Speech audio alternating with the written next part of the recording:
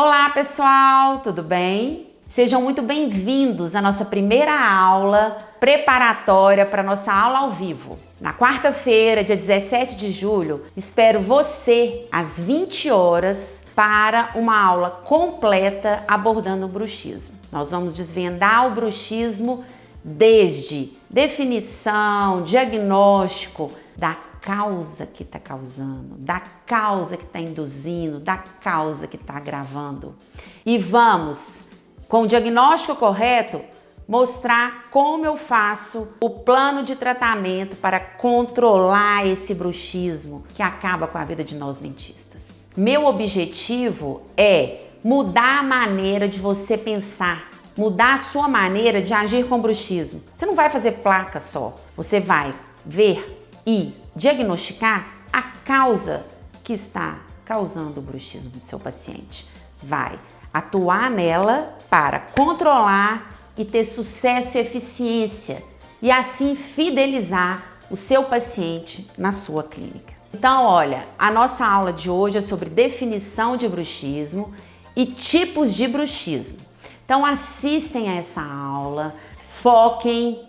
Se tiver alguma dúvida, pode mandar aqui nos comentários, eu posso já te responder ou anota para você me perguntar na quarta-feira. Você vai poder fazer perguntas na nossa aula ao vivo. Vou estar à disposição de vocês. Aguardo todos vocês na quarta-feira, às 20 horas. Bom proveito!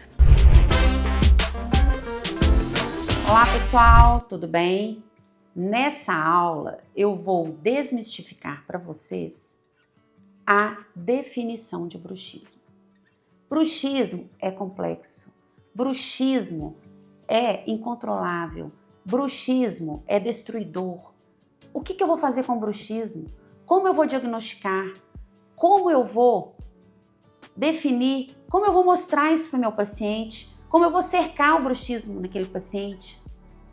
Para isso tudo, para você conseguir domar, controlar esse bruxismo, primeiro você precisa saber o que é o bruxismo, o que é a sua definição e como hoje ele é definido. O bruxismo é considerada a doença do século e a minha proposta da Tassiana Drummond para você é te ensinar a ter uma visão nova do que é o bruxismo, te ensinar a ter uma visão 360 graus do bruxismo.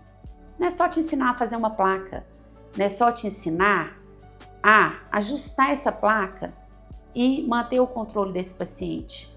Eu vou te ensinar a diagnosticar, a cercar a causa do bruxismo. Você precisa identificar a causa, controlar a causa e não só colocar uma placa. Que se você não estabiliza a causa do bruxismo, você pode ter insucesso com a sua placa. Então, você precisa dominar todos os passos de definição, causa, sintomas para ter sucesso completo no seu tratamento. O bruxismo, ele é citado desde os primórdios da humanidade. Vou mostrar para vocês aqui, ó, nessa foto, essa tábua, tá? É uma tábua que encontra-se na biblioteca de Assurbanipal, que é considerada a primeira biblioteca da humanidade.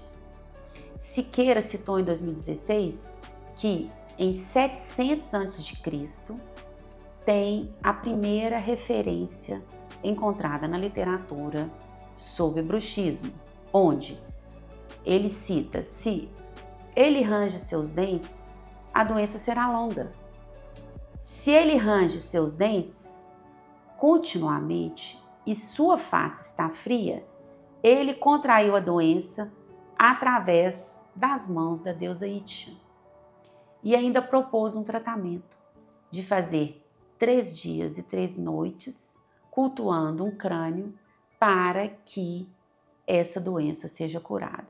Ou seja, desde 700 a.C., o bruxismo tem citações na literatura e gera preocupação para sua cura e seu controle. Na Bíblia, que é uma literatura tão respeitada por várias religiões, nós temos várias citações sobre o bruxismo. Observe, eles lançarão na fornalha ardente, onde haverá chorro e ranger de dentes. Mateus cita no capítulo 13. Depois Lucas, ali haverá choro e ranger de dentes, quando virdes Abraão, Isaque e Jacó e todos os profetas no reino de Deus e vós lançados fora. Com hipócritas, zombadores nas festas, rangi os dentes contra mim. Está no Salmo 35. O ímpio maquina contra o justo e contra ele range os dentes. Salmo 37. O ímpio verá e se entristecerá, rangerá os dentes e se consumirá, e os desejos dos ímpios perecerá. Salmo 112. Então, na Bíblia, vários textos remetem ao bruxismo. Então, desde sempre houve o bruxismo. E nós sabemos hoje que cada vez mais o bruxismo tem impactado na qualidade de vida dessas pessoas. Observamos que 70% da população brasileira apresenta o bruxismo e que nós temos poucos profissionais capacitados para executar um tratamento que tenha controle do bruxismo. Como é que nós vamos tratar o bruxismo? Você trata o bruxismo? Eu trato, mas o tratamento do bruxismo é controle do bruxismo. Se o paciente está controlado, você tem o sucesso. E como é que a gente tem o sucesso? Controlando a causa desse bruxismo. Então, eu vou mostrar para vocês a definição, as causas, os sintomas, para que podemos ter sucesso controlando e domando esse bruxismo. Qual a solução, então, que nós temos para o bruxismo? Controle. Nós precisamos controlar esse bruxismo, domar, manter ele na rédea curta. Como que nós vamos fazer isso? Primeiro, você precisa compreender o que é bruxismo, compreender a sua definição, as causas desse bruxismo. Para quê? Que nós possamos atuar na causa desse bruxismo, tá? Identificando a causa, controlando a causa que está gerando esse bruxismo, nós vamos controlá-lo, protegendo o sistema com placa oclusal de excelência, fazendo uma placa oclusal que vai proteger os seus dentes, os seus músculos, a sua articulação temporomandibular e todo o seu sistema estomatognático, tá? Envolvido aí nas suas funções orais, de fonação, mastigação e oclusão, ok? E para você ter sucesso, você precisa ter um protocolo de ajustes e de acompanhamento desse paciente a longo prazo. E qual que é a vantagem disso? Nossa, ficar ajustando placa? Gente, a vantagem é que você vai fidelizar o seu cliente. Você vai ter o seu cliente no consultório, você vai cobrar por isso. O paciente vai ranger a placa, ranger na placa, o paciente vai ranger na placa ou apertar, ele vai perder o ajuste que você fez. Para ter sucesso e essa placa ter durabilidade, você precisa ajustá-la periodicamente. O paciente vai voltar, vai ajustar. Às vezes ele vai chegar no consultório e vai falar assim: nossa, eu tô com meu dente, manchado, tô precisando fazer uma limpeza. Aí você vai ganhar o ajuste mais uma limpeza. Nossa, Tassiana, meu dente tá amarelado, eu tô precisando fazer um clareamento. Aí você vai ganhar o ajuste, a limpeza que tem que ser feita antes do clareamento, mais o clareamento. Nossa, Tassiana, eu tô precisando trocar as resinas. Então, eu vou trocar as resinas, mas antes eu vou ter que fazer uma limpeza, um clareamento, trocar as resinas. E assim você vai aumentando o fluxo na sua clínica e ainda promovendo a saúde pelo controle do bruxismo.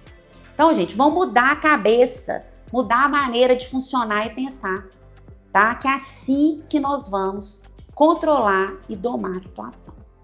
Então, para que nós tenhamos sucesso, nós precisamos hoje entender o estado atual da definição do bruxismo. Antigamente, acreditávamos que o bruxismo, primeiramente, era apenas o ranger de dentes, como foi relatado desde antes de Cristo.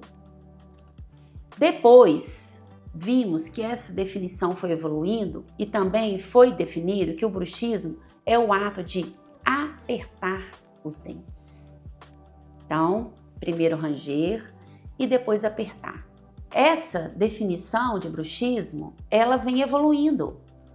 Nós temos, graças a Deus, um grupo de pesquisadores muito respeitados, composto por Lobeso, Manfredini e tantos outros associados que trabalham juntos há muitos anos para que cada vez nós tenhamos uma definição do estado atual do bruxismo, de como ele ocorre, de quais causas estão envolvidas, que cada vez mais tem elucidado essa definição para nós. Lobeso, num consenso internacional proposto em 2018, junto com uma série de pesquisadores, propôs uma nova definição para o bruxismo, onde ele considera que o bruxismo é uma atividade repetitiva dos músculos da mastigação, caracterizado por apertar, encostar ou ranger os dentes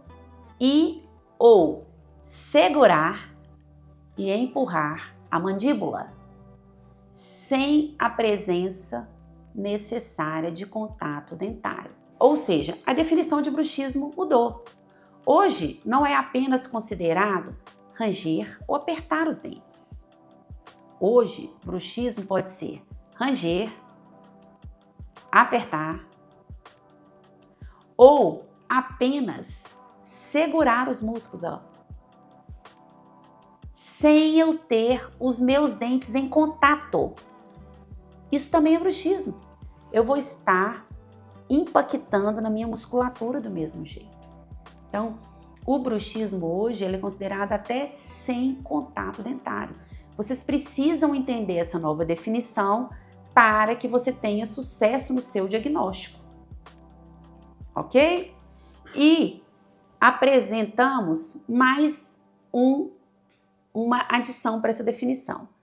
Tanto o bruxismo de apertar, quanto de ranger e quanto de segurar a musculatura, ou seja, de estar com a musculatura tensa em contração, pode ocorrer em duas manifestações circadianas, ou seja, pode ser o bruxismo em vigília, aquele que ocorre acordado, enquanto durante o dia você está apertando o dente, você está, às vezes, até batendo, né?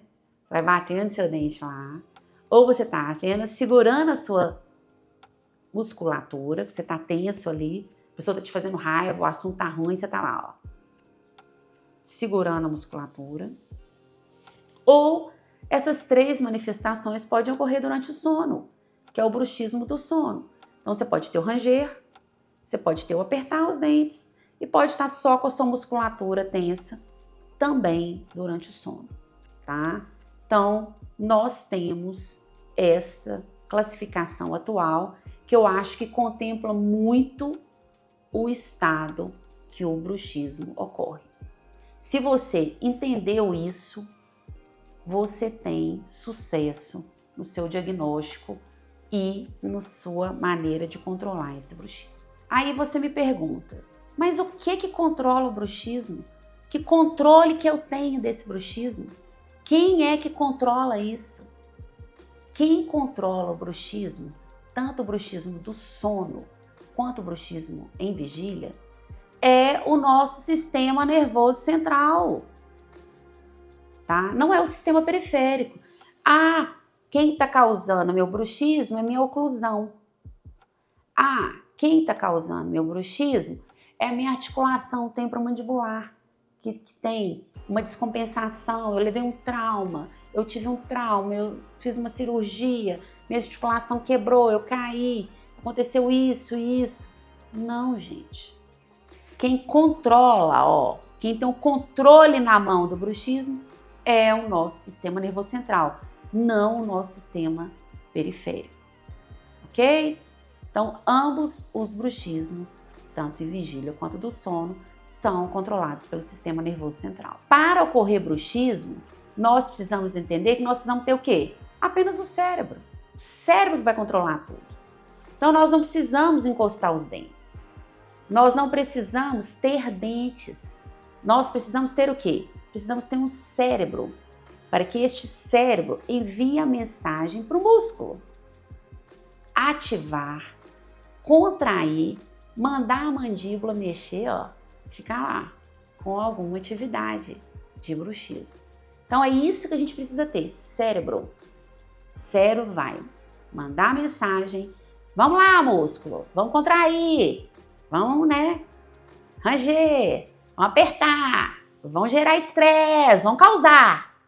Então é o cérebro com o sistema nervoso central que é responsável pelo controle disso tudo, ok? Com essa definição atual, também veio outro questionamento. O bruxismo é uma doença? Ou o bruxismo é um comportamento? O que será que é o bruxismo? Eu hoje tenho aqui em mãos um paciente saudável. Ele não tem doença, ele não tem nada. Então, eu vou tratar essa doença no paciente?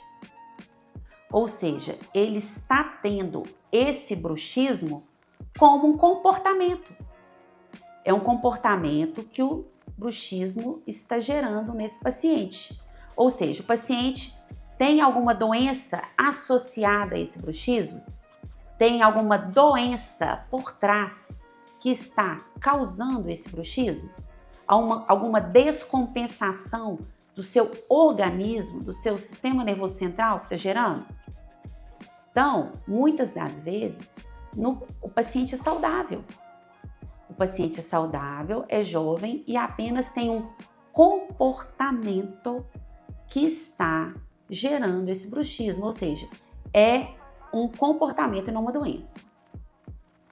Agora, vamos supor, eu tenho aqui um paciente que tem refluxo gastroesofágico, o paciente tem apneia do sono, o mesmo paciente. E aí, gente, esse bruxismo é secundário a essas doenças. Aí eu tenho uma doença ou eu só tenho bruxismo? Aí eu tenho ele como uma doença. Mas não é ele a doença, gente. Ele é um comportamento que veio a partir daquela doença. Por quê? Seu paciente está lá, deitado, dormindo, com uma descompensação de refluxo ocorrendo no sistema gástrico. E, além disso, ele tem uma apneia do sono, ou seja, uma obstrução total da passagem do ar durante o sono, que vai impactar na qualidade desse sono. Então, ele está tendo refluxo e está tendo a apneia do sono, a obstrução da passagem do ar. Vai faltar oxigênio. Aí vai mandar a mensagem para quem? Para o cérebro, né? Porque o cérebro é que está lá. Você está dormindo, mas seu cérebro não está. Ele está lá, mantendo nossas atividades essenciais durante o sono. Aí o cérebro fala assim, gente, eu preciso que esse paciente respire durante o sono. Aí vai mandar mensagem, faz bruxismo, comporta com bruxismo, mandando a sua mandíbula para frente, para desobstruir lá atrás. Então, ou seja, o bruxismo, que é o vilão, vai ser o seu salvador. Vai te salvar daquela obstrução, da passagem que não está ocorrendo, do ar, do oxigênio que está faltando para você durante o seu sono.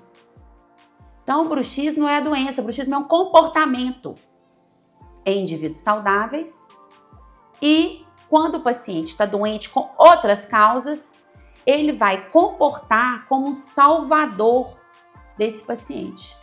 O paciente que vai ter o refluxo, o bruxismo vai tentar aliviar o desconforto que esse paciente tem com esses refluxos, vai, no caso da apneia, aliviar a obstrução que esse paciente tem da passagem de ar, mandando a mandíbula para frente e aliviando a ocorrência desses sintomas. Então, ele é um comportamento. Deu para entender, gente? Isso é muito importante. Você tem que mudar a maneira de você pensar sobre bruxismo. Ok? Então, para ver se você entendeu que o bruxismo é um comportamento, eu vou te dar mais um exemplo. O bruxismo, ele não é o vilão. Ele não é o fator de risco. Ele é um fator de proteção. Então, a partir de hoje, você vai entender que o bruxismo, muitas das vezes, ele está ocorrendo para proteger o seu sistema de consequências piores. Então, vamos ver aqui, ó. Ele pode estar te mostrando que o seu paciente tem algum sinal, algum distúrbio, alguma descompensação em algum momento. Então, eu vou te mostrar esse caso do paciente com apneia obstrutiva do sono, tá? Nos casos de apneia ou hipopneia, o paciente tem a obstrução total ou parcial de oxigênio durante uma das fases do sono. Então, observe, o paciente vai respirando, ó, e aqui vai obstruir a passagem de ar. Aí, o cérebro, como eu já te contei, vai mandar a mensagem lá. Manda a mandíbula para frente. Manda a mandíbula para frente porque vai desobstruir a passagem do ar e permitir que o ar passe e que seja oxigenado de novo o nosso sistema. Então aí o bruxismo passa de um fator de risco, que antes era considerado risco, né? Bruxismo é o problema. Só que nesse caso, o bruxismo é um fator de proteção. Ele está protegendo o seu sistema. Ele está te protegendo da apneia, da falta de oxigenação durante o seu sono. Por quê? Ele está mandando mensagem para o seu cérebro para, vai lá, mandíbula, contrai músculos, vão para frente, desobstrui para que haja a passagem de ar. Então ele passa de fator de risco, passa a ser um fator de proteção. Obrigado, bruxismo. Tá vendo? Então não é assim. Temos que ver direitinho o que está acontecendo com o seu paciente. Ter uma visão 360 graus para que nós tenhamos sucesso no nosso tratamento. Então, em suma, nós precisamos entender aqui quais são as consequências clínicas que esse bruxismo pode ter para classificarmos os nossos pacientes. Então, em pacientes saudáveis, não é um fator de risco ou de proteção. Ele é o quê? Um comportamento inofensivo, tá? Então, o paciente está saudável e tal, não tem mais nada. Ele não é fator de risco ou fator de proteção. É o quê? É um comportamento inofensivo. 2, tá? O bruxismo como um fator de risco. O bruxismo está associado a um ou mais resultados negativos para a saúde. Então, ele vai desgastar seus dentes, vai quebrar suas restaurações, vai impactar com dor de cabeça tensional, cefaleia tensional, vai impactar na sua qualidade de vida e muito mais. Então, ele é fator de risco. Ou 3, ele é um fator de proteção, ou seja, ele está associado a um ou mais resultados positivos para a saúde. Ele vai atuar na defesa do sistema. como nesse caso, nesse exemplo que eu te dei da apneia do sono. Ele é um fator de proteção. Entendido? Então, gente, nós precisamos mudar nosso discurso. Antes nós precisávamos, assim, precisamos detectar, ver se esse paciente tem bruxismo. Aí achava dente desgastado, dente quebrado, restaurações desgastadas, detectamos, tem bruxismo, né? Vamos fazer uma placa. É isso? Não, nós precisamos mudar o nosso discurso. Nós precisamos diagnosticar esse paciente por completo. Identificarmos a causa que está gerando esse bruxismo, se o paciente é saudável ou não, se esse bruxismo está acontecendo com um fator de risco ou se esse bruxismo está fazendo um fator de proteção. E tratar todos os riscos e causas que estão associados com ele.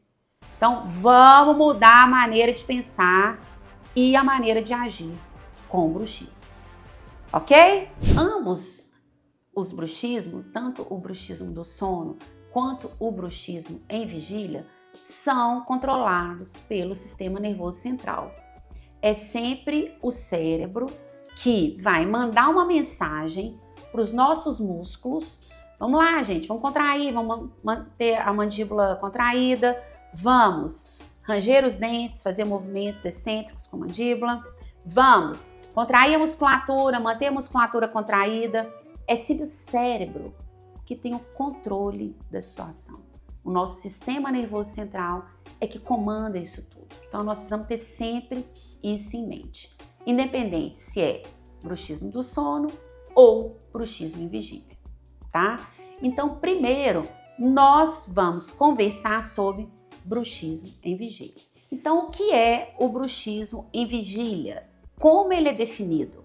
Como eu falei com vocês na aula de definição, nós temos um grupo de autores e pesquisadores que é capitaneado pelo Lobeso e Manfredini, que eles sempre estão estudando e pesquisando sobre o bruxismo. E em 2018, eles fizeram um consenso sobre a definição atual do bruxismo. Então, como o bruxismo em vigília foi definido por esses autores, tá? Ele foi definido como uma atividade dos músculos da mastigação durante a vigília, ou seja, enquanto nós estamos acordados, caracterizado pelo contato dentário repetitivo ou sustentado, ou seja, você está apertando o dente, está mantendo, ó, tá? Repetidas vezes, ou você mantém sustentado e fica só na posição, contração isométrica, ou por contração muscular estática ou dinâmica, tá? Você fica apertando os músculos, ok? Sem contato dentário. Não precisa ter o contato dentário para ser caracterizado como bruxismo em vigília. Às vezes você está apertando o músculo, tá? Repetidas vezes, ou apenas sustentando a contração muscular estática, e você está executando assim um bruxismo em vigília, ok? Isso pode estar ocorrendo inclusive em indivíduos saudáveis. Você pode estar totalmente saudável, sem comprometimento nenhum e fazendo o seu bruxismo em vigília. Então, resumindo, o que é o bruxismo em vigília? É o ato de apertar dentes repetidamente, né? Ou sustentadamente, ou o ato de contrair a musculatura, estática ou dinamicamente, sem contato dentário, tá? E lembrando, o indivíduo está saudável, né? Ele pode estar saudável, não precisa ter nada para estar com esse tipo de bruxismo, que pode ser apenas um comportamento, ok? Então, o bruxismo em vigília, ele não é só ranger dentes. Hoje sabemos que o bruxismo em vigília é, além de ranger dentes, apertar os dentes, encostar os dentes e manter os músculos mastigatórios contraídos numa mesma posição. Então a gente precisa ter isso em mente, tá? Não é só ranger. É apertar, encostar e manter os músculos contraídos numa mesma posição. Entendendo isso, fica muito mais fácil para a gente diagnosticar e entender como o nosso paciente de bruxismo está funcionando, ok? Então, o que dificulta para a gente? O dificulta é o diagnóstico. O diagnóstico do bruxismo é muito difícil, principalmente do bruxismo em vigília. Você chega o paciente e fala com ele assim, você está apertando dentes. Que isso? Tô de jeito nenhum. Sabe?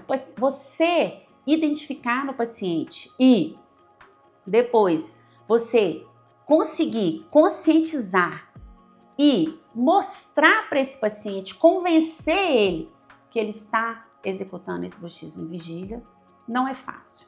Isso é difícil de mensurar, difícil de diagnosticar, mas tem como, vou ensinar para vocês como e como que eu faço para ficar no pé dos meus pacientes para a gente conseguir ter sucesso, tá? Não desista, é difícil, mas tem como.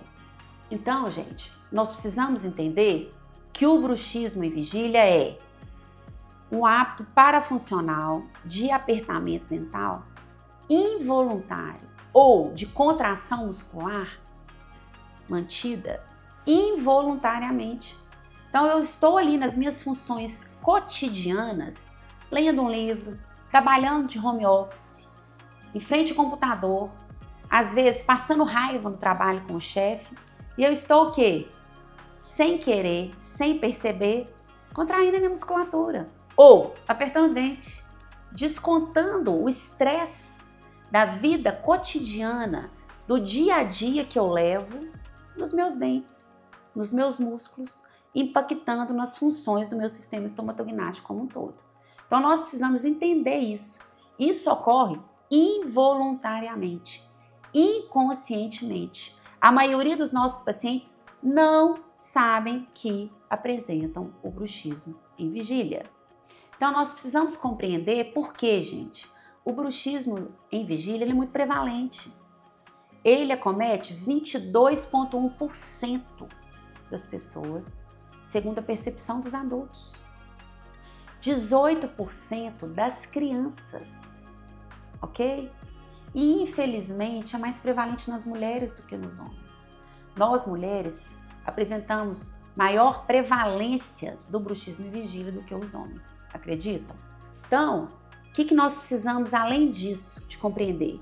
Que ele é um resultado de tensões emocionais e problemas psicossociais, o que leva a contrair os músculos da mastigação de uma forma mais prolongada.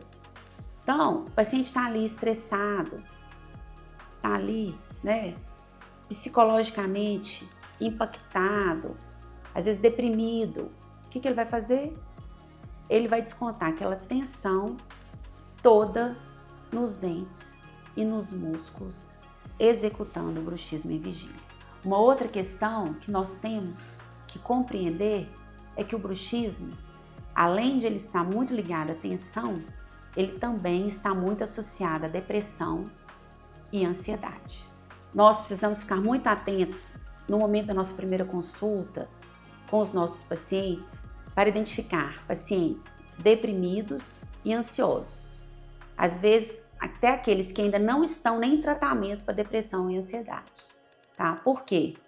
Porque são pacientes que estão sendo impactados muito pelo bruxismo e vigília. Esses pacientes com depressão e ansiedade, eles fazem a liberação de neurotransmissores, como dopamina, norepinefrina e serotonina. E eles têm um papel no eixo hipotálamo e adrenérgico da amígdala central. Então, esses pacientes, eles têm uma descompensação do sistema nervoso central, lá na liberação de neurotransmissores. Então, nós precisamos identificar isso para ajudar o nosso paciente, identificando o bruxismo, dando diagnóstico para controlar a causa. Além disso, nós precisamos entender que vários momentos do dia, nas nossas atividades simples, nós fazemos o bruxismo em vigília sem perceber. Quando nós estamos concentrados numa leitura, quando nós estamos na academia, fazendo exercícios físicos, ou mesmo praticando lutas, ou fazendo caminhada, corrida. O paciente tá lá, ó, aperta o músculo, levanta o peso e vai apertando o dente, né? Transferindo aquela força que você está fazendo com os braços, com as pernas, para a boca, para os dentes, para os músculos, gente. Não pode. Nós precisamos conscientizar nosso paciente disso, tá bom? Além disso, quando nós estamos concentrados no trabalho, escrevendo no computador, ou até mesmo no trânsito dirigindo, tá? O paciente fica horas ali nessas atividades e não percebe que está executando o bruxismo em vigília, tá ok? Então, sempre conscientizar o seu paciente disso. Outra questão que está muito envolvida com o bruxismo em vigília são os hábitos parafuncionais associados ao bruxismo em vigília, como mascar chicletes. Tem gente que masca chicletes o dia inteiro. Está exercendo um esforço repetitivo com a musculatura. Outros apertam lápis e caneta. Mantém o dia inteiro lápis e caneta entre os dentes, apertando, mascando aquilo ali. Roer unha, o hábito de onicofagia. Você tá lá, roe unha. Tá o dia inteiro exercendo o estímulo muscular. Outros, aperta o lábio, ó. Fica lá, ó. Aperta o lábio, aperta a bochecha interna, ó. E aí, o que acontece? Vai também gerando a contração repetitiva dos músculos. Outro, ó, posição de trabalho. Tô lá na minha mesa, trabalhando. Tô na reunião online. Tô lá apoiada. Tô, ó, apertando o dente, apoiando o meu queixo com a mão, ó, numa postura com a minha cabeça anteriorizada, forçando não só os meus músculos da mastigação, como também meus músculos cervicais.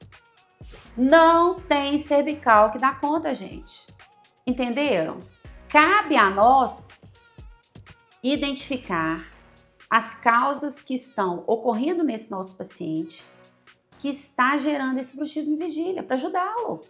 E que isso também vai nos ajudar a controlar o bruxismo do paciente, tá? Porque esse bruxismo em vigília vai impactar muito em dor muscular e vai impactando na qualidade de vida desse paciente. Nós precisamos ajudá-lo, diagnosticando, orientando e conscientizando para que o nosso paciente pare de fazer isso involuntariamente. Como? Primeiro, pesquisando durante nossa anamnese quais são esses hábitos que ele pode estar fazendo durante o dia. Identificando os hábitos, mostrando para ele que ele precisa se conscientizar, né? Um aplicativo que vai mandar mensagem com papelzinho, bilhete. Pega lá no seu computador, para de apertar a dente, abre a boca, desencosta os dentes. É assim que funciona. Você precisa cuidar de você mesmo. Eu brinco com o paciente assim, você precisa tomar conta, e fala o nome do paciente. Você precisa tomar conta de você mesmo. Você que mais gosta de você. Se você tomar conta de você mesmo, você vai ter sucesso no seu tratamento. Ok? Então, isto é o bruxismo em vigília. Entendido? Então, agora nós vamos passar para o bruxismo do sono.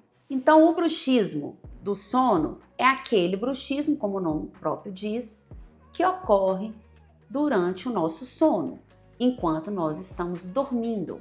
Como é caracterizado o bruxismo do sono? Como que ele é definido? O bruxismo do sono, ele é definido como uma atividade dos músculos da mastigação involuntariamente durante o sono, tá?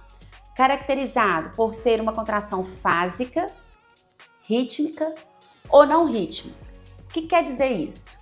Que é um bruxismo que ocorre durante o sono, que pode ter uma contração fásica, ou seja, pode ter ranger dos dentes, pode ter o apertamento, tá? E pode ter só a contração dos músculos. Rítmica é quando nós temos movimento dos músculos. Não rítmica como nós temos aquela contração isométrica. Músculos contraídos de forma constante numa mesma posição, ok? É importante a gente entender isso. Ele é caracterizado por ranger, apertar, encostar os dentes ou segurar a mandíbula numa mesma posição, mesmo sem contatos dos dentes. Não precisa ter só o ranger de dentes. O bruxismo do sono não é só ranger dentes. Ele pode estar fazendo também as outras manifestações de bruxismo durante a ocorrência do sono. 88% desse bruxismo do sono é caracterizado pelo ato de ranger ou encostar os dentes, tá? Então, a maior prevalência é sim do ranger de dentes e encostar os dentes, 88%. E em indivíduos que são saudáveis, ele não é considerado como um distúrbio, tá? Ele é considerado apenas como um comportamento, como eu já expliquei isso para vocês na aula de definição. Isso em indivíduos saudáveis, mas em indivíduos que apresentam algum distúrbio do sono, alguma doença associada, aí sim ele já muda de figura. Nós precisamos entender como é a prevalência do bruxismo. Nós sabemos que a prevalência do bruxismo do sono, ela varia de 8 a 16%, tá? Sendo mais prevalente na infância, em torno de 20%. E ele vai diminuindo com o avançar da idade, tá? Então, de 3 a 8% em pacientes mais idosos, ok? E ele acomete mulheres e homens igualmente, não tem distinção. E por que o bruxismo acontece durante o sono? Por que ele é chamado de bruxismo do sono? O bruxismo do sono, para a gente entender o bruxismo do sono, nós precisamos entender como ocorre o nosso sono. O nosso sono, a partir do momento que a gente deita e começa a dormir, nós temos várias fases que nós passamos durante esse sono.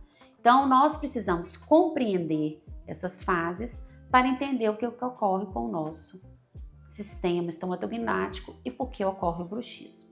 Então, nós precisamos entender quais são os estágios do nosso sono. O primeiro estágio é o estágio não REM. O segundo é o REM. O que quer dizer REM? São movimentos oculares rápidos, tá? Então, o nosso sono, ele é definido em duas etapas, onde uma não existe esse movimento ocular rápido e na segunda etapa existe esse movimento, tá ok? O sono não REM, ele é a nossa primeira fase do sono e ele é dividido em 3 estágios, onde nós precisamos saber o que ocorre em cada fase. A fase 1, o estágio 1, é o período de transição entre a vigília e o sono. É aquele momento em que a gente deita e está transitando ali, ó, começa aquele cochilo, né? Onde nós estamos passando do estado de vigília, de acordado, para o sono. O estágio 2 é onde nós iniciamos o sono, onde os nossos sinais cerebrais eles vão diminuindo. E o estágio 3 é onde nós temos as atividades cerebrais ocorrendo com as ondas mais lentas. É onde ocorre o nosso processo reparador do sono, o nosso sono mais profundo, aquele sono onde nós vamos ter descanso, é o que vai reparar, é o que vai nos fazer acordar descansado, onde vai restaurar as nossas funções vitais. Aí depois nós vamos passar para o estágio do sono REM, que é o segundo estágio do sono.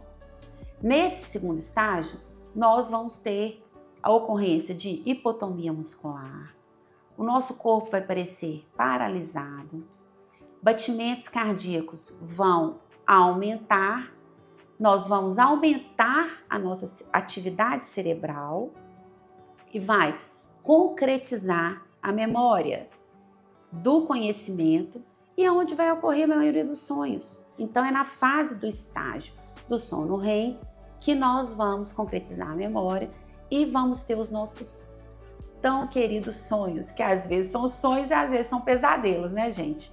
Mas é nessa fase aí que ele ocorre. Então é muito importante nós compreendermos bem as fases do sono. Então, numa noite típica de sono, nós vamos fazer várias vezes o ciclo do sono. O que é o ciclo do sono, então? Nós vamos passar pelo estágio 1, não REM, depois vamos para o 2, não REM, estágio 3, não REM, até atingir o sono REM. Então, nós fazemos de 4 a 6 ciclos desse por noite. Então, nós vamos estágio 1, 2, 3, não REM, para o REM. Aí repete de novo, de 4 a 6 vezes. Vamos supor que eu acordei durante a noite, despertei, vontade no banheiro, fui ao banheiro. Volto a dormir. Eu começo tudo de novo. Estágio 1, não REM, 2, 3, até atingir a fase REM. Se eu estou relaxada, eu atinjo mais facilmente o sono profundo. Se eu estou mais ansiosa, eu demoro mais a atingir as fases do sono. Ok? Então vamos compreender bem o que é cada fase para nós compreendermos o bruxismo. Então o estágio 1, ele tem a duração de poucos minutos, tá? É um sono leve, batimentos cardíacos, respiração e movimentos dos olhos ficam lentos. E os músculos começam a relaxar, com espasmos ocasionais. Nós temos o início da modificação das ondas cerebrais. No estágio 2, não REM, é uma fase intermediária. É a fase antes de um sono mais profundo. O que vai ocorrer? O batimento cardíaco e a respiração vão diminuir. E os músculos vão relaxar mais. Dessa maneira, nossa temperatura corporal vai cair e o movimento dos olhos vai cessar. Além disso, a atividade das ondas cerebrais vão diminuir, vai ser marcada por breves surtos de atividade elétrica distinta, que vão ajudar a você a não acordar com estímulo externo, tá? Então vamos supor, teve um pequeno barulho externo. É nessa fase aí que vai ajudar você a não acordar. Esses estímulos elétricos vão ajudar você a se manter nessa fase do sono. Na primeira vez na noite em que essa fase do sono está ocorrendo, ela vai durar de 10 a 25 minutos. Nos próximos ciclos, a duração dessa fase tende a aumentar. Nas somas dos ciclos, nós passamos cerca da metade da noite nessa fase 2 do sono REM. Entendido? Passada a fase 2, então caímos na fase 3, que é a fase do sono profundo. Nessa fase, o batimento cardíaco, a respiração e os músculos vão ficar mais relaxados. E as ondas cerebrais vão ficar ainda mais lentas. Sendo assim, ruídos e outros estímulos externos não acordam você facilmente nessa fase, tá? Graças a Deus. Ela pode durar cerca de 20 a 40 minutos nos ciclos da primeira metade da noite. Depois, acontece em períodos mais curtos. Finalizando essa fase 3 do sono não REM, nós passamos então para a última fase do sono, que é a REM. Nessa fase, nós vamos sair do sono profundo, porque vai ocorrer vários eventos fisiológicos que acontecem. Seus olhos fechados vão se mover rapidamente de um lado para o outro, como se observassem muitas coisas por debaixo das pálpebras.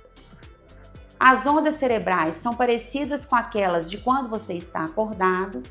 A respiração vai tornar mais rápida e irregular e a frequência cardíaca e a pressão arterial vão aumentar para níveis próximos do estado em vigília. mas os demais músculos vão estar paralisados, impedindo que você vivencie corporalmente o que está sonhando. Então, quantas vezes nós estamos sonhando e acordamos agitados, parecendo que nós estávamos participando daquele sonho ativamente? É porque nessa fase nós temos as nossas funções vitais ocorrendo quase que como que nós estávamos acordados. Por isso nós temos essa sensação. Então é nessa fase que vão ocorrer a maioria dos sonhos. Porém, é nessa fase dos sonhos que ocorre, tá, gente?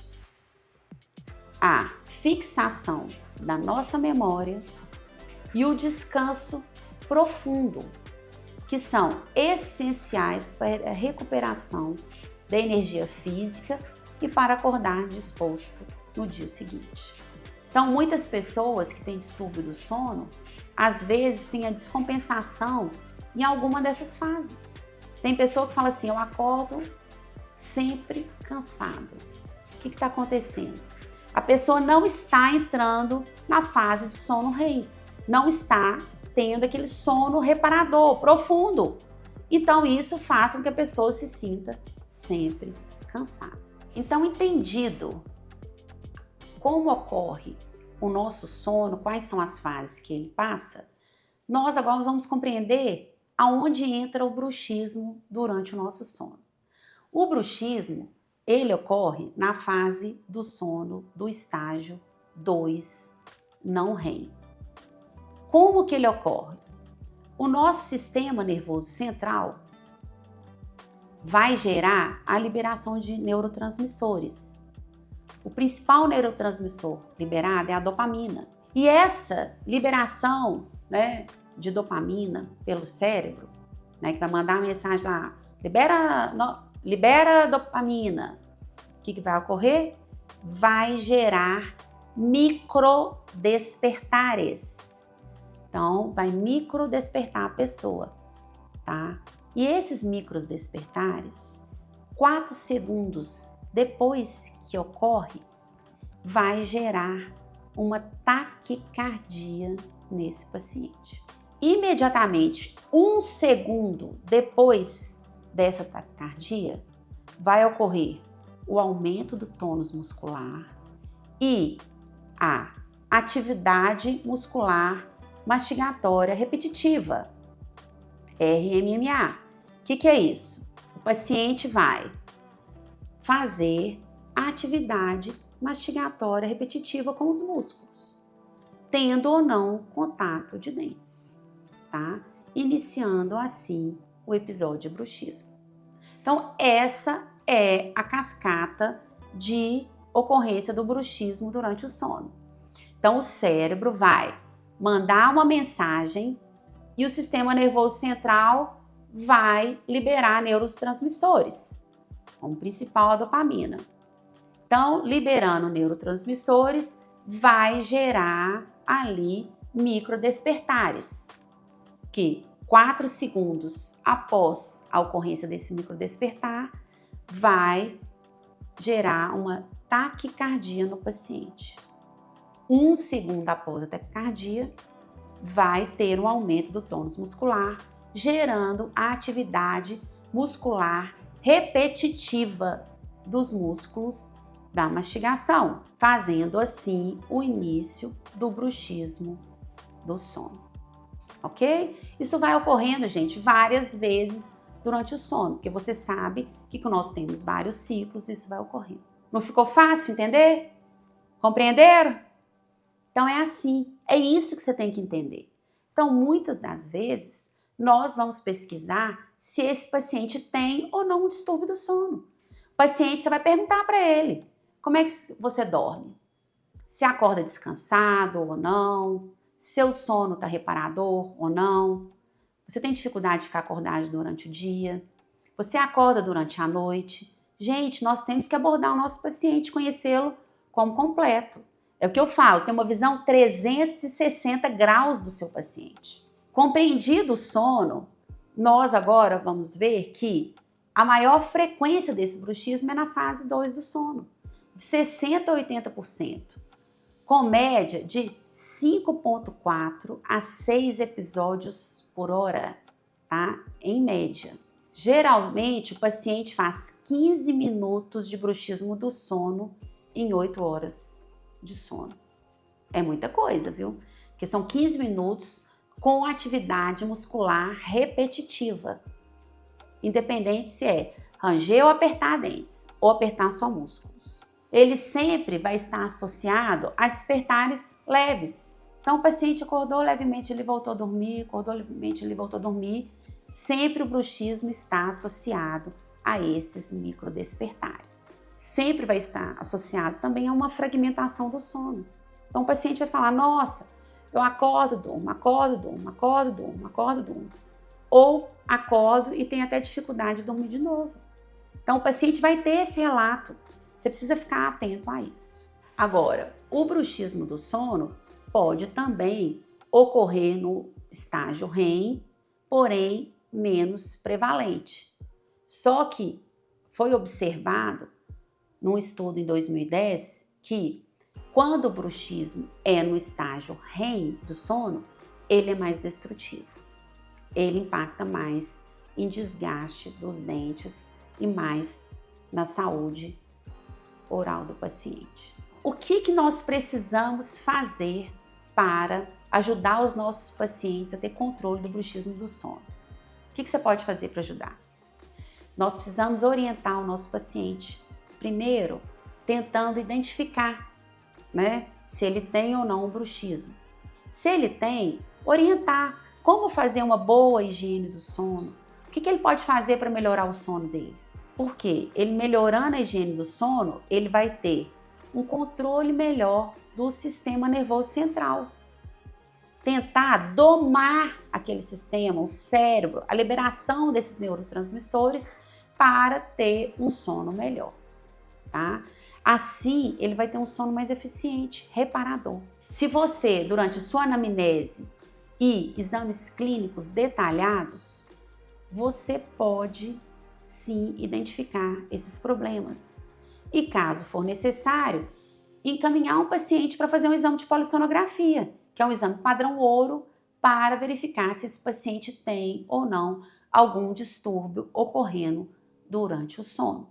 Você então é capaz de, durante a leitura do seu exame de polissonografia, identificar se esse paciente tem ou não algum distúrbio grave ocorrendo durante o sono. Se o paciente tiver distúrbios graves ocorrendo, você vai encaminhar para um profissional capacitado em sono que possa tratar e controlar esse distúrbio do sono do seu paciente. E você pode ali atuar como dentista, controlando as outras causas que podem estar inerentes à ocorrência deste bruxismo do sono e também protegendo o sistema estomatognático em conjunto com esse profissional. Então eu espero que vocês tenham compreendido as diferenças entre bruxismo do sono e bruxismo em vigília, tá? Que isso vai impactar muito profundamente no sucesso do seu tratamento, na orientação que você vai dar ao seu paciente, que é completamente diferente uma da outra, para que nós possamos devolver a esse paciente um padrão normal de funcionamento para que ele tenha mais qualidade de vida e tenha seu bruxismo controlado. Pessoal, e aí? Gostaram? Se gostaram, curte aqui, deixe seu like, compartilhe e se tiver alguma dúvida, deixe aqui nos comentários. Ou me pergunta na quarta-feira. Aguardo vocês na quarta-feira às 20 horas. E amanhã, não se esqueçam, temos a nossa segunda aula sobre as causas do bruxismo. Aguardo vocês.